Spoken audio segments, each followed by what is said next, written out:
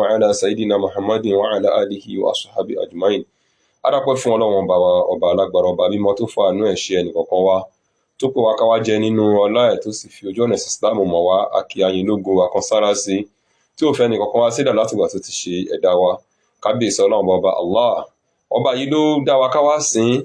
Wàhálà tó gbọ́ akóra wa sí láyé lónìí, a fẹ́ dirú, a fẹ́ dọ́gbọ̀n, a fẹ́ digba, tó jẹ́ pé at the end of the day, ìjọ tí kú bá dé, àti Muslim, àti aláwo, àti pásítọ̀, àti kèfèrí, wo tí kálukú péré ẹ̀, sẹ́ni kankan tó máa mú kankan padà sọ́dọ̀ Ọlọ́run ọba Allah. Torí délé akẹ́ Ọlọ́run ọba náà, ọba tí ó jogun gbogbo wa, afẹ́ni, akọni, akọsára sí asọ́pọ̀ Allah akbar, akíkú sí asọ́pọ̀ Allah akbar, asọ́pọ̀ tó bí asọ́pọ̀ Allah akbar kabira. Ọlọ́run kó jọ kó gba ẹ̀yìn tá a ṣe fún alẹ́kùn káàtì gẹ̀. Ọlọ́run bá ṣe fún ànábì Muhammad sallallahu alaihi wasallam àtòun àtàwọn tọ́jọ́ ṣiṣẹ́ Ọlọ́run. Adégbàdà sọláàtù náà Ọlọ́run kò fi gba àdúrà ẹnì kọ̀ọ̀kan wa. Ní àárọ̀ ìkọ́ni yẹn ni mo rí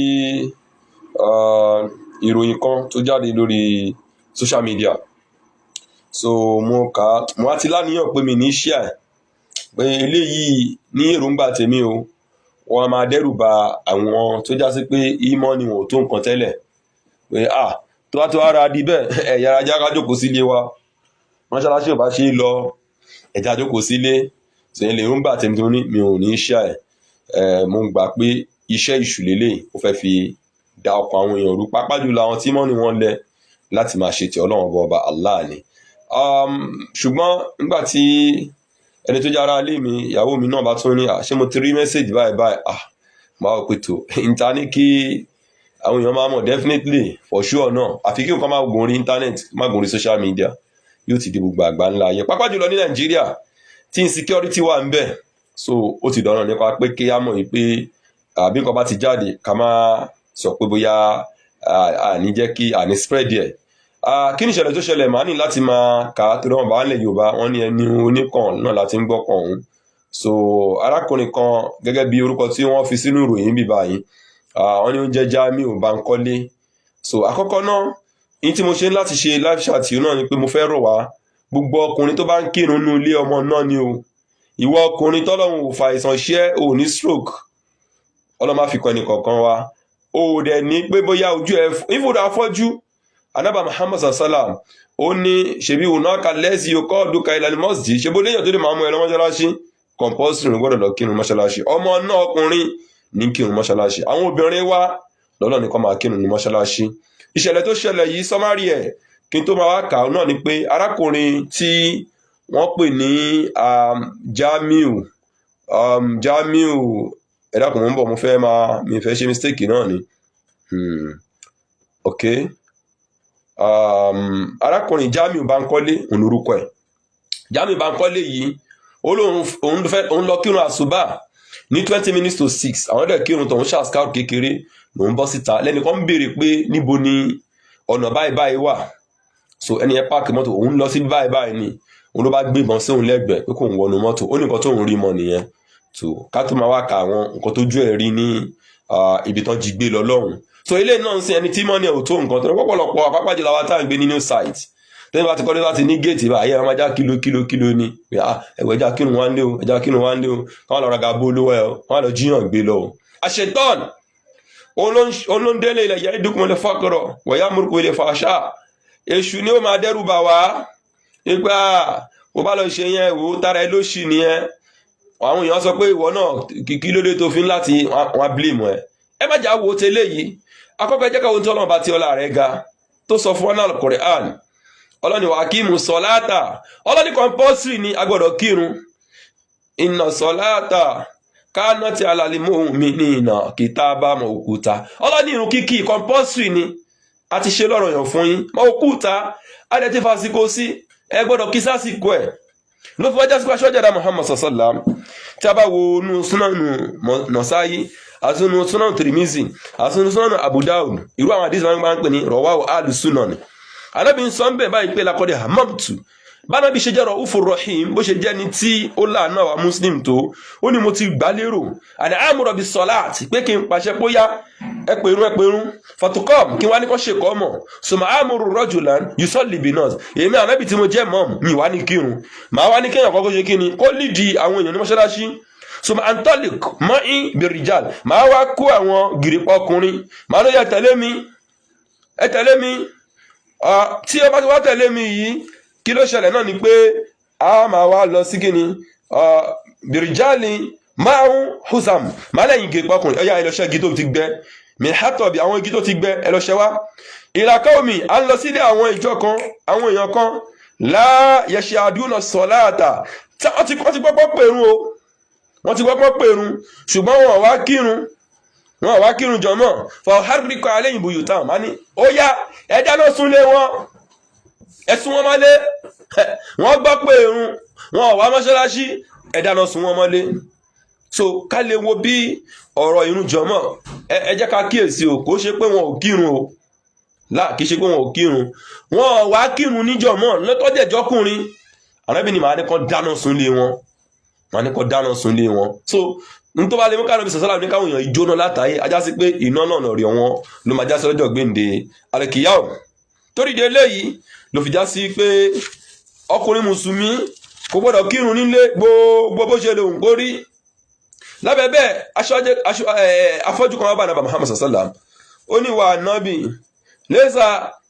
lẹ́sà mọ́ín yakudu ni ila sọ́lá ila masjid mi ò léyàn tó lè máa mú mi wá sí mọ́ṣáláṣí arábìn àtẹ́sìmọ̀ nìdá ṣe bó máa ń gbọ́dọ̀ bá pèrún arábìn arákùnrin afọ́jú ní bẹ́ẹ̀ ni wọ́n ni fàájìbò ó wà gbogbo míìsì bí wà ṣe dé mọ́ṣáláṣí náà ni bóyá ó máa fọwọ́ tẹ ògiri ni obìnrin ní máa kírun lé alájáwà ti já ní aminat ẹkùnà òde tẹ ẹ bá ṣí àfídíò nítorí tọlọ́run ẹ bá sọ fún wọn bá lé wa gbogbo ẹ̀yin ìyàwó lé ẹ máa bá wa ṣe wọn lákin kọ́ máa lọ kírun nínú mọ́ṣáláṣí kọ́ máa wọlé tó ń ṣẹlẹ̀ yìí arákùnrin nígbòhùn ṣe wá kò ní mọ́ṣáláṣí ní aago bíi around 6 yẹn táwọn kírun tán ó ní the early hour of Wednesday August 28 he left his home in Akibo for a nearby mosque to observe the early morning Fajr prayer, and after the congregational prayer he observed the askar and decided to return home. Pé àfáà ó kó lé ní 20 minutes to 8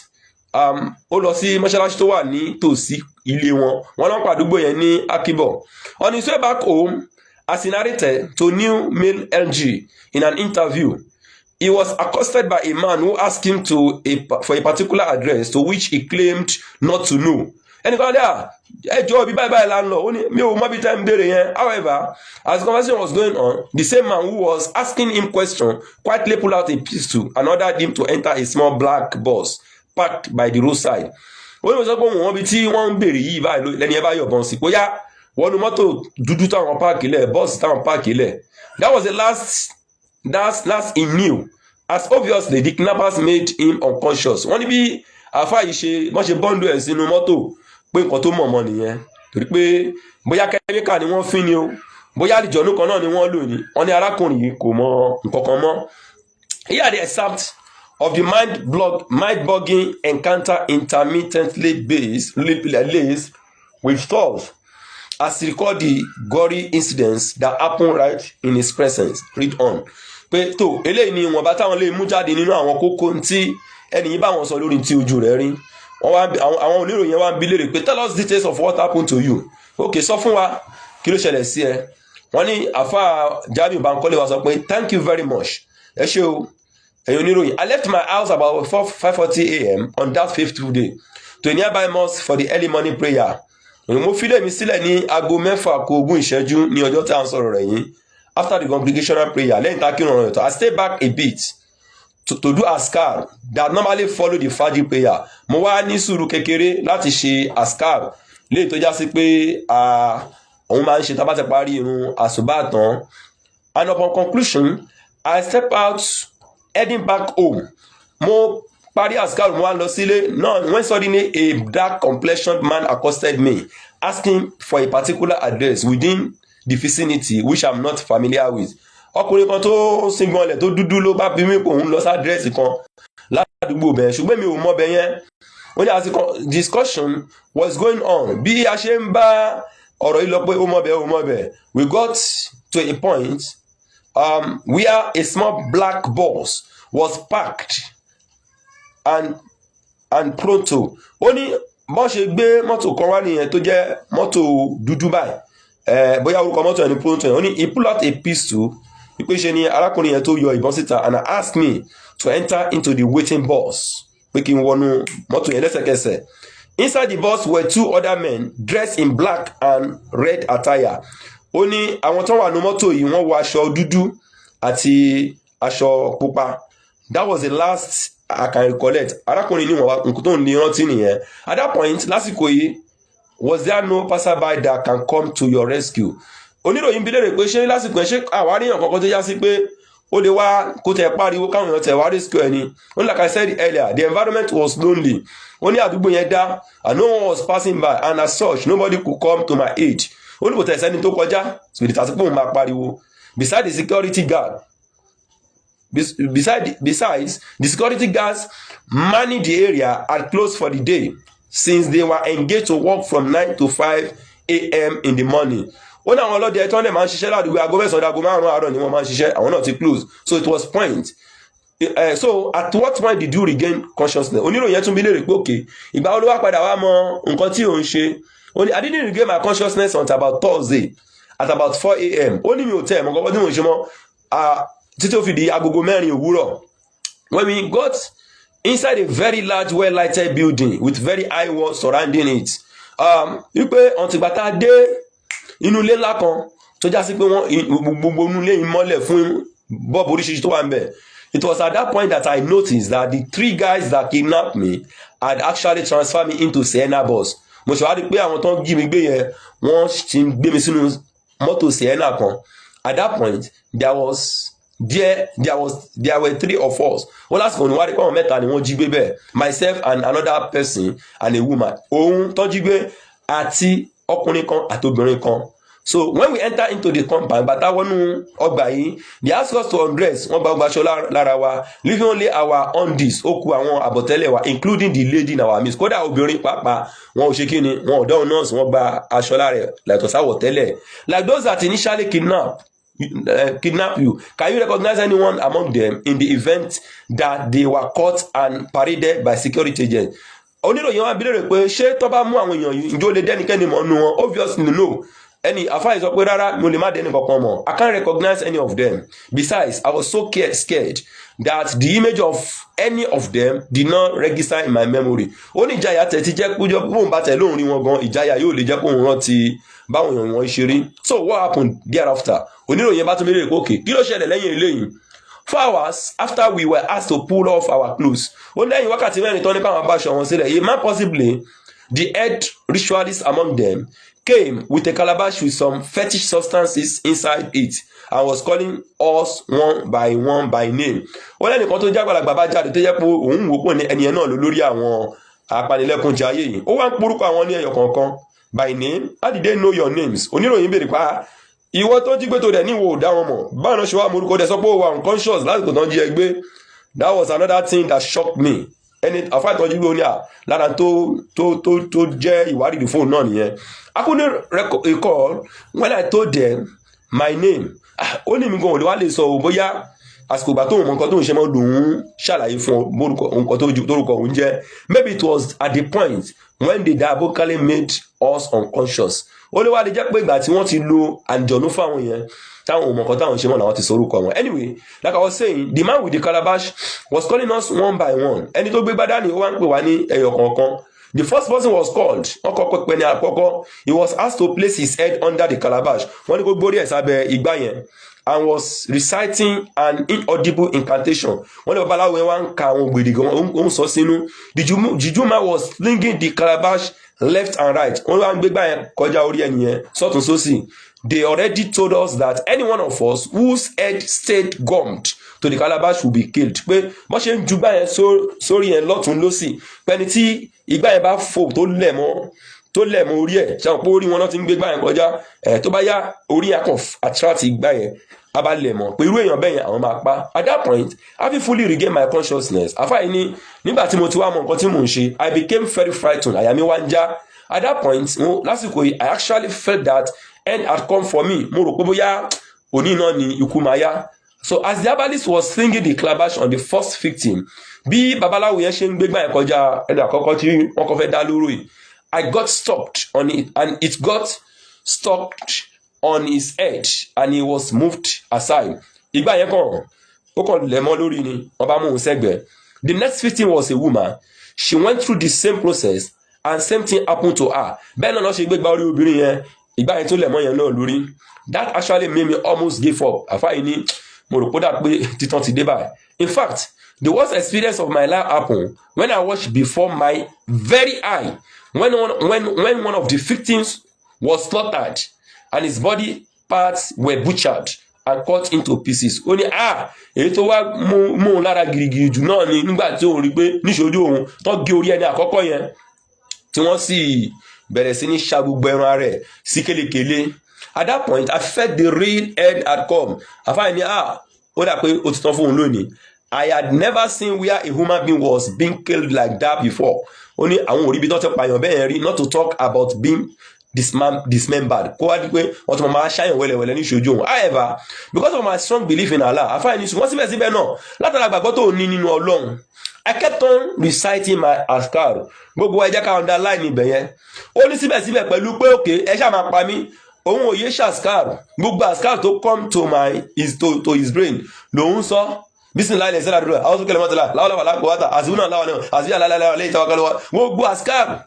So when it was my time, nígbà tí ó kan òun náà pé tó fẹ́ máa gbégbá ẹ̀ kọjá orí òun, and I was called to place my head under the calabash. Wọ́n ní kó ń gbé orí sí abẹ́ igbá yìí, and I can't recollect how many times that was performed on me.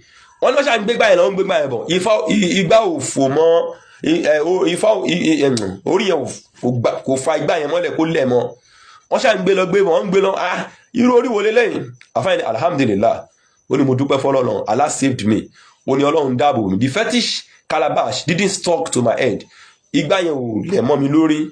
You mean you really saw a fellow being slaughtered and body parts butchered? Oníròyìn ẹni ìwọ àfáà òun sọ fún wa pé ìṣojú ẹ̀ náà ṣe ń ṣàwọn èèyàn wẹ́lẹ́wẹ́lẹ́. He burst into tears. Wọ́n náà àfáà ìbá bú sẹ́kún and was wailing profusely. Ló ń kígbe bọ́ ń kígbe rẹpẹtẹ tó ń pariwo. Yes, I never saw it before. Mi ò rírú ẹ̀ rí o. It was like ẹ má bínú tíra mi ló jábọ́. Àfáà ní it was like when cows are slaughtered. Ó ló dàbí ìgbà tí wọ́n bá pa màálù ni, and parts were shared. Wọ́n wá ń pín màálù yẹn kélékélé.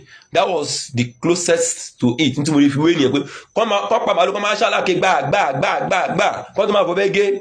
The scene was undescribable. Ó ní mélòó ni mo fẹ́ rò. Very gory and frightening. Ó mi ọkàn títì ó sì dẹ́rù bani. So after the horrendous and animalistic ritual was completed, lẹ́yìn tí wọ́n ṣe gbogbo ìwọ̀nyí tán, they move out and left me. Wọ́n bá kóra wọn lọ, wọ́n wá fòun sílẹ̀. And one person nìyẹn kan bá wá obviously kept behind to keep vigil on me. Ẹni tán ni kó máa ṣọ́ òun yẹn ó bá bọ̀ òun. At about 4 a.m. on Friday, nígbà tó dago mẹ́rin lọ́jọ́ Jímọ̀ ṣe àwọn kọjá Àlàmísì mọ́jú ni wọ́n ṣe nǹkan yẹn. Ó nígbà tó wá dago mẹ́rin ní ọjọ́ Jumat, ó ní shattering of bottles and voices of people. Ó ní I could hear the sound of vehicles. Ó ní mo bẹ̀rẹ̀ sí ní gbóhùn àwọn mọ́tò. Shattering of bottle bọ́n ṣe ń fi ìgò gbára wọn and voices of people. Bóyá ṣe mọ̀ wọn náà fẹ́ pọ́ǹpù champagne, wọ́n bóyá gọtí tán tí wọ́n ń dùn pé yes ẹ̀nà ti dé. Ó tún bẹ̀rẹ̀ sí ní gbóhùn àwọn èèyàn. I actually thought that we were actually very close to town. Ó ní mo rò pé bóyá ẹni tó ń mú òun lọ yẹn bóyá àwọn ti súnmọ́ etí ìlú, not knowing that the sound of vehicles and bottles I was hearing were of supposed customers who had come to buy the various body parts that has been slaughtered. Ó lóun bá rí i pé mọ́tò ńlá látàwọn èèyàn ń gbé wọlé àtàwọn ògò tí wọ́n kó dání yìí òun náà ni àwọn tó fẹ́ wá ra ẹran ara tí wọ́n ti gé wẹ́lẹ́wẹ́lẹ́.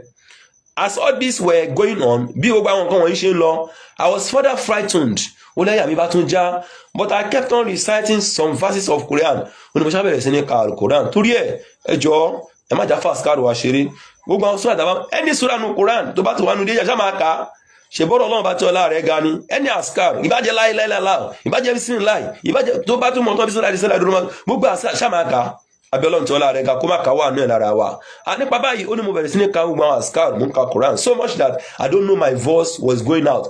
Ó ní mo ti wà so carried away pẹ̀lú àsìkárì tí mi tẹ́ ẹ̀ mọ̀ gbà tí mo bẹ̀rẹ̀ sí ní ká jáde.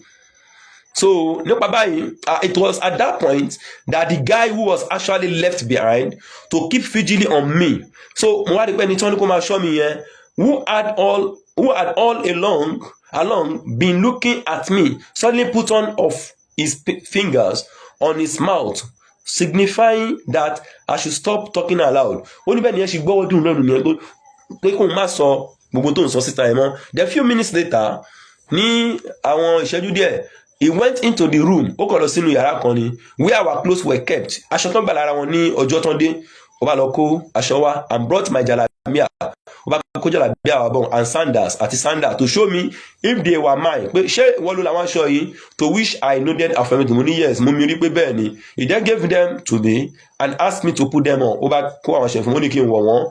After that ní ẹ̀yìn tí wọ́n wọṣọ tán something miraculous happened, mo wọ́n rí pé nǹkan yanu kan ṣẹlẹ̀. He beckoned on me to quietly followed ó kàn ṣẹ́wọ́ sí mi ni pé kóun máa tẹ̀lé òun. And as we secretly stepped out of the building, báwọn ṣe fẹ́ yọ jáde kó nílé yẹn, he helped scale the high fence and pushed me out of premises. Ó ní bí ó ṣe gbé òun nìyẹn pé kóun lè fo fẹ́ǹsì tó jẹ́ pé fẹ́ǹsì yẹn ga gan, ó ṣáà gbé kọ́kọ́ lọ́rùn ni, ó ṣáà tó ń push ẹ̀ sókè tó ń fi láǹfààní láti di òkè mú tó ń bẹ́ sí other side. Àwọn oníròyìn really ṣé pé ó tó yẹn? That was what happened. Nǹkan tó ṣẹlẹ̀ nìyẹn. Immediately I landed on the other side, bí mo ṣe bọ́ sí òdìkejì in the thick of the forest. Òun wá rí pé àárín igbó kìjìkìjì ni wọ́n kọ́ nìyẹn sí. I started running as fast as my legs as can carry me. Gbogbo bí n ṣe lágbára tó mo ṣe lágbára mo bẹ̀rẹ̀ sí ní fi gbára sáré for about 2 hours ni mo fi ń sáré. I was running inside the forest until I got to farm. Mo kàn rí pé mo dé inú oko kan ni where I met a man. After 2 hours ni òun wá rí èèyàn kan working on his farm tí ó ń ṣiṣẹ́ inú oko ẹ̀. Ṣé mo pé bí 4 o'clock ló kó mẹ́ ó dẹ̀ sáré 2 hours, so by 6 or to 7 thereabout ló máa jẹ́ yẹn. When I got to him, bàtí mo bá arákùnrin tó ń ṣiṣẹ́ inú oko yìí tattered and completely worn out. Ó ti rẹ̀ òun tẹ́ dùn rí mọ́ òun mọ́. He gave me some water to wash my face. Ó lá bàbá àgbẹ̀ yìí ó ní kó òun fomi bọ́jú òun and bruised body àti gbogbo àwọn ibi tí gbogbo àwọn koríko máa ti fàyà lára ẹ̀ òun fomi ṣan gbogbo ẹ̀. It was at that point that he told me I was inside the forest close to Ọ̀rẹ́, a town in Ondo. Ó ní ibi tó wà, bóyá ó bèrè lọ́wọ́ báyìí pé bó lòun wà, báyìí wà ní Ọ̀rẹ́ ló wà yìí, etí Ọ̀rẹ́ around gbogbo abúlé tó wà Ọ̀rẹ́ ní Ondo. He told me he can ask his friend who was with a motorbike to take me to Ọ̀rẹ́ town from where I can find my way back to Lagos. Ó ní òun wá ní orí kan tó ń lè ṣe ni pé òun máa pọ̀ ọ̀rẹ́ òun tó ní ọ̀kadà tó máa fi gbé òun lọ sí Ọ̀rẹ́ so that from Ọ̀rẹ́ òun á lè máa bọ̀ wá sí Èkó padà. Allahu Akbar. Ọ̀rọ̀ máa ṣàbà ṣe àlékún àlàáfíà fáfáà náà. When we got to Ọ̀rẹ́ park, bàtà dé ibùdókọ̀ Ọ̀rẹ́, I was pacing up and down. Mo bẹ̀rẹ̀ sí ní dààmú lọ sókè sílẹ̀. No money on board. No money to board a vehicle coming down to Lagos. Kò sówó tó wọn àfi wọ́n mọ́tò wá sí Èkó. Let's not forget. Àfáàní kí n má tún gbàgbé o point kan tó wà. The guy who rescued me from the place had given me my telephone handset. Ó lẹ́ni tó ṣe sábà bí ó ṣe kó òun gbóyàn ó ti padà fóònù ní fóònù òun. But unknown to me, ṣùgbọ́n òun mọ̀ pé the SIM card in it had been removed. Ó ní wọ́n ti yọ SIM card tó wà nínú fóònù ikú mbẹ̀. I thought that I had no money and he asked if I can recollect any member of my family. Okay, sorry, mo ti skip paragraph kan. Ó ní ìgbà tí wọ́n ti yọ síìmù yìí, ó ní okay, ó ní I was pacing up and down until at a point when the military man who obviously must have been noticing me walk up and down. Ó ní arákùnrin sójà kan wá rí òun bóun ṣe lọ bóun ṣe ń bọ̀, ó wá súnmọ́ òun, ó ní what happen, ó bí òun lè rí kí ló ṣẹlẹ̀. He wish I pour out my mind too. Ó ní mo bá sọ gbogbo tí ń bẹ lọ́kàn mi fún pé báyìí ni ìrìnàjò mi ti ṣe jẹ́. He then asked if I had money to transport myself back to Lagos. Ó ní aṣọ owó tó wà lọ́wọ́ tó wà padà sí Èkó báyìí. Like I said, ó ní bóun ṣe ti sọ tẹ́lẹ̀, he was actually on his way to Maiduguri ní Borno State. Ó ní sójà yẹn òun sọ pé Maiduguri lòun lọ bóyá kò bá ti ẹ̀pẹ̀ dẹ́kun. I told that I had no money. And he asked if I can recollect any member of my family or friend that can be called to alert them where I was. Ṣé òun lè rántí nọ́mbà mọ̀lẹ́bí kankan tóun lè pè láti lè fún wọn ní ìròkalẹ̀ wípé òkè o ibi tóun wà lọ́wọ́lọ́wọ́. At that point I remember my father's number. Mo bá rántí nọ́mbà bàbá mi, and he called him on his phone. Sójà ló wá fi fóònù ẹ̀ pé bàbá, put it in the speaker. Ó fi sínú pé kọ́n lè máa gbọ́. And I heard him asking if the man he was speaking with was the father of Jamiu. Ọ̀sọ́jà wa bèrè pé ẹjọ́ ṣẹ́yìn ni bàbá Jamiu, to which my father answered affirmatively. Bàbá mi bẹ́ẹ̀ ni, before he told him that I was at Ọ̀rẹ́. Olúwa sọ fún bàbá mi pé Ọ̀rẹ́ ni mo wà. Since I didn't have money for transport, ìgbà tó sọ mọ́tò, my father asked us to find out the transport fare, and after we got the rate, my father sent the money into the soldier's account from where he collected and gave me. Ó dàbẹ̀ ní pé wọ́n lọ lu POS. Ó ní bàbá òun padà wá send owó yẹn padà sí soldier yẹn sínú account yẹn. Seriously, oníròyìn ni ṣé o lè tó bẹ́ẹ̀ yẹn? Yes, seriously. Kì í ṣe kékeré. After the soldier departed, bí soldier ṣe lọ títí, and I boarded the bus coming to Lagos. Mo tún wá wọ mọ́tò tó ń bọ̀ lẹ́kọ̀ọ́. I also asked the driver to allow me use his phone to call my father to alert him so that they will join me at the beggar garage from where I will be taken home. Ó ní mo wá ní kí driver yá mi ní fóònù kí n fi pé bàbá mi kan pàdé mi ní beggar, so that I lè lọ sí. At least I used the driver phone to call for about 3 times before I alighted at the final bus stop. Ó ní mo pe bàbá mi tó ẹ̀mẹ́ta ká tó padà dé beggar bus stop yìí. What happened when you saw your dad and others that came to receive you? Wọ́n ní àwọn oníròyìn wa ní òkè báwo ló ṣe wá jẹ́ ńgbà tó ń padà rí bàbá rẹ̀ àtàwọn tó wá pàdé ẹ̀. Sincerely, it was a mixed feeling. Ìdùnnú àti ìbànújẹ́ ni o. Firstly, I couldn't believe that I could survive such a nasty experience alive. Ó ní mi ò tẹ́ gbèrò pé mo padà mo lè jàjàbọ́ kò lọ́dọ̀ àwọn ajínigbé yìí. Now looking back, what advice can you give about all this given your personal experience? Àwọn oníròyìn wa ní òkè pẹ̀lú owó tó ṣẹlẹ̀ ìtàbá wò lọ wúbọ̀, àmọ̀ràn owó ló lè fún gbogbo àwọn èèyàn gẹ́gẹ́ bí àmọ̀ràn látọ̀dọ̀ rẹ wá. Honestly, I think everybody need to remain steadfast. Ibi tí mo lọ gangan náà lélẹ̀ kọ́lọ̀ kó bá ṣe dáadáa fún àfáà Jamiu Bankole. Má torí ìyàtọ̀ sọ pé òní lọ kírun àsùbá mọ́, tó bá ní kó wá gbaṣẹ́ àbí wọ́n ní kó wá gbowó ní Central Bank dọ́là ọ̀yá $1 million. Aago mẹ́rin wà kó lé, so torí pé wọ́n fẹ́ lọ kírun àsùbá rẹ̀ wọ́n ti géètì wọn rí, tilẹ̀kùn wọn rí, òun lọ mọ́ṣáláṣí, òun ṣe máàmù fún ìyàwó àtọmọ ẹ̀. Àfáà Jamiu ní honestly ní gbogbo ọkàn, I think everybody need to remain steadfast. A ṣe faradà náà ni. Àwọn olórí ibú wọn lè tán láyé, so àdúrà la máa ṣe kọ́ lọ má jẹ́ kí akó sí àpòlè wọn. Devoted, káfí gbogbo ọkàn sí Ọlọ́run and totally committed to serving God. Ó ní ẹ má jẹ́ kí tóun yìí ṣẹ́rí sórí mo tún bá wọ̀ àbí wọ́n frame ẹ̀ ni bí wọ́n fẹ́ máa fi dẹ́rù bà gbogbo àwọn bàbá wa àtàwọn brothers wa láti máa lọ sí mọ́ṣáláṣí lásùbà. Èmi lọ́rẹ́ kan ẹni tó lọ ń bò láṣìírí ni, ìgbà tó kó wá sí site kò ń lọ mọ́ṣáláṣí lẹ́yìn kó lọ kí zuri asri àsùbá báyìí mọ́gìrì àti ṣàkó ní lọ mọ́ṣáláṣí. Ó lẹ́rù ń bá àwọn kan máa lọ yọ̀bọ̀n sóhun kan máa lọ bọ́ńdù òun sí mọ́tò. So sẹ́ni ẹ̀yẹn tí mọ́ni òdógó tó wá gbélé pé lóòótọ́ màá náà jiyàn pé tẹ́lẹ̀ bá ń lọ mọ́ṣáláṣí lásùbà ṣé mọ̀ pé wàhálà ti ṣẹlẹ̀ nìyẹn, ọlọ́màjà wọ̀ náà. So àfáà Jamiu ni ẹ má torí tòun yìí o, ẹ má sọ pé ẹ ní sin Ọlọ́run mọ́ àbẹ́ẹ̀ ní lọ mọ́ṣáláṣí mọ́. It was God that saved me through. Ọlọ́run tí mo lọ sìn kò fi mí sílẹ̀, ó dàbọ̀ ẹ̀bùn mi. I could have long gone. Ọba mbá ti lọ tipẹ́tipẹ́ ti gbàgbé mi, and probably nobody would have been able to trace me. Àbí èèyàn tó lọ kírun àsùbá ní àtàn tàlẹ́kọ̀ọ́. So now tó wá bára ẹ̀ ní ọ̀rẹ́. So God used his power to use people that finally saw me out of hell. Ọlọ́run náà ló lágbára ẹ̀ tó fi dáàbò ẹ̀bùn mi tó yẹ pé àwọn tí wọ́n wíṣà mi láburú yìí tọ́lọ́run fi dóòlà mi lọ́wọ́ wọn. So I thank everybody that stood by my family. Gbogbo ẹni tẹ́ dúró tàn mọ̀lẹ́bí mi, ẹ ṣé o. I thank everybody within and outside the community. Láti inú àdúgbò wa àti outside àdúgbò gbogbo iná ni mo kí. I especially thank the Muslim Ummah. Ó ní gbogbo ẹ̀yin ọmọ ìyá wa náà làwọn kí. Gbogbo ẹ̀yin ọmọ ìyá tẹ́ wà lórí Facebook wọn làwọn kí yín. Pẹ̀lú ìdákẹ́ àdúrà. Now pray for me and Allah use them to get me out. Àdúrà gbogbo iná ló gbà tọ́lọ́run fi ṣe kíni. Tọ́lọ́run fi ṣàánú. It was an experience worth sharing but too frightening to experience. Àfáà ní experience kan tó já sí pé ó dẹ́rù bani láti sọ síta ni.